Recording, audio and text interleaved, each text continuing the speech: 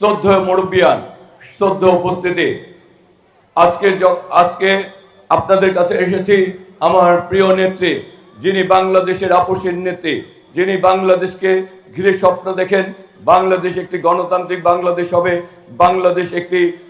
মানুষের যেখানে ভোটাধিকার থাকবে, মৌলিক অধিকার থাকবে, যেখানে মানুষ মন খুলে কথা বলতে পারবে, যেখানে বাংলাদেশের মানুষের নিরাপত্তা থাকবে। সেই নেত্রী আজকে অসুস্থ, তার সুস্থতার জন্য আপনারা দোয়া করবেন।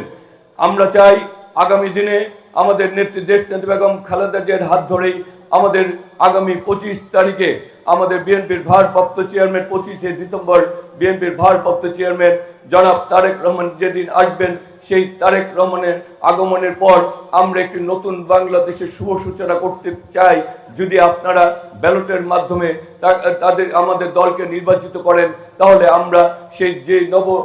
নবদিগন্তের সূচনা করতে চাই, নতুন বাংলাদেশের স্বপ্নকে বাস্তবায়ন করতে চাই, সেটির শুভ সূচনা যাতে আমাদের নেত্রী দেশনেত্রী বেগম খালেদা জিয়ার হাত ধরা হয়, সেই কারণে আপনাদের কাছে আমি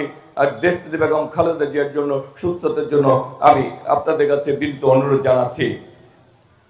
আমাদের নেতা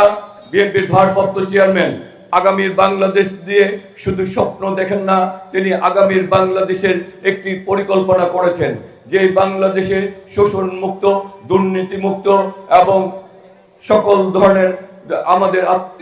আমাদের একটি সুস্থ সুন্দর বাংলাদেশ হবে, যে বাংলাদেশে মানুষ তার ভোটাধিকার প্রয়োগের মাধ্যমে দীর্ঘদিন যে ভোটের অধিকার থেকে বঞ্চিত ছিল, সেই ভোটাধিকার প্রয়োগের মাধ্যমে সে তার ভোট প্রদান করার মাধ্যমে সে আগামী দিনে নেতৃত্বকে নির্বাচিত করবে। সেই বাংলাদেশের স্বপ্ন দেখেন, যে বাংলাদেশে প্রতিটি মানুষের তার নাগরিক অধিকার পাবে, যে সেই বাংলাদেশের স্বপ্ন দেখেন, যে বাংলাদেশের একজন অভিভাবক তার সন্তানকে উপযুক্ত শিক্ষায় শিক্ষিত করে শিক্ষার সুষ্ঠু পরিবেশ পাবে এবং ভবিষ্যতে তার সন্তানকে একটি শিক্ষা শেষে একটি চাকরি অথবা একটি ব্যবসা বা একজন উদ্যোগী হওয়ার সুযোগ করে দিবে। আমাদের নেতা বিএনপির ভারপ্রাপ্ত চেয়ারম্যান জনাব তারেক রহমান সেই বাংলাদেশের এই স্বপ্ন দেখেন। আমাদের নেতা সেই বাংলাদেশের স্বপ্ন দেখেন, যেখানে একজন মানুষ অসুস্থ হলে তার সুচিকিৎসার ব্যবস্থা থাকবে এবং সে একজন নাগরিক হিসেবে তার যত ধরনের সুযোগ সুবিধা রয়েছে সেই সুযোগ সুবিধাগুলি পাবে। সেই বাংলাদেশের স্বপ্ন দেখেন। আমাদের নেতা